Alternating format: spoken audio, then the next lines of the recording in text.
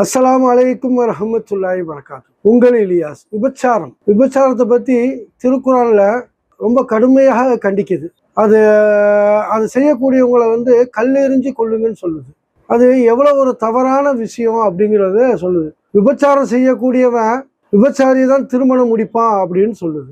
முகமது நபி ஸல்லல்லாஹு அலைஹி வஸல்லம் காலத்துல ஒரு பெண் நான் விபச்சாரம் செஞ்சுட்டேன் அப்படின்னு சொல்லுவாங்க. அப்படி சொல்றப்ப முகமது நபி ஸல்லல்லாஹு அலைஹி வஸல்லம் அந்த பிள்ளைக்கு பால் குடிய மறக்கடிச்சு கூட்டிட்டு வா அப்படிமா. அதுக்கப்புறமா அந்த பெண்மணி நினைச்சிருந்தா அந்த பெண்மணி தப்பிச்சு போயிருக்கலாம். ஆனா மறுமையில இதோட தண்டனை அதிகங்கிறது தெரிந்துட்டு அவங்க என்ன பண்றாங்க, அந்த தண்டனையை வாங்கிக்கிறாங்க.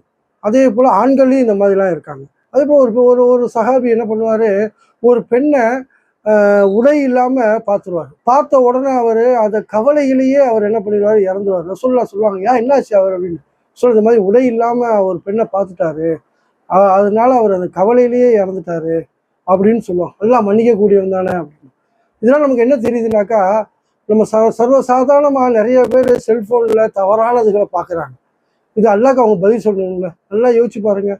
மறுமையோட தண்டனை இதோட அதிகமானது. அதனால நீங்க சிந்தித்து செயல்படுங்க. நீங்க பாத்தீங்கன்னாக்கா மீடியாக்கள்ல விபச்சாரத்தை அல்லாஹ்க்கு பிடிக்காத சில விஷயங்களை அவங்க என்ன பண்றாங்க, மீடியாக்கள் அதை போட்டு சர்வசாதாரணமா கொண்டு வராங்க.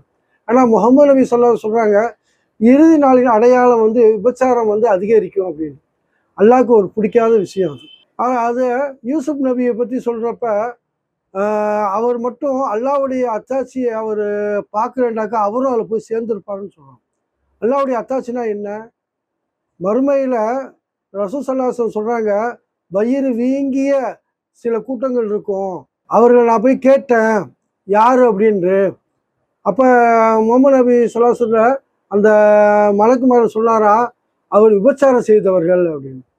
அதனால அல்லாஹ் இந்த விபச்சாரத்தை ரொம்ப கடுமையாக எதிர்க்கிறான். இப்போ பார்த்தோன்னா இந்த உலகத்தில் மீடியாக்களில் பார்த்து சும்மா சர்வசாதாரணமாக விபச்சாரம் அதிகரித்துக்கிட்டே இருக்குது. இது தடை செய்யக்கூடியது, இது வெறுக்கக்கூடிய விஷயம். ஒரு உண்மையான ஒரு முஸ்லீமாக இருந்தாக்கா அவர் விபச்சாரத்தின் அருகில் கூட போக மாட்டார். அல்லாஹ் சொல்கிறான், நீங்கள் 5 வேளை தொழுங்க அப்படின்னு சொல்கிறான். அது உங்கள் மானக்கேடான விஷயத்தை உங்களை பாதுகாக்கும் அப்படின்னு சொல்கிறான். விபச்சாரத்தின் பக்கம் அருகில் கூட நெருங்கிறாதீங்க, அது ரொம்ப பாவமான ஒரு விஷயம் அப்படின்ட்டு அல்லாவும் சொல்கிறான்.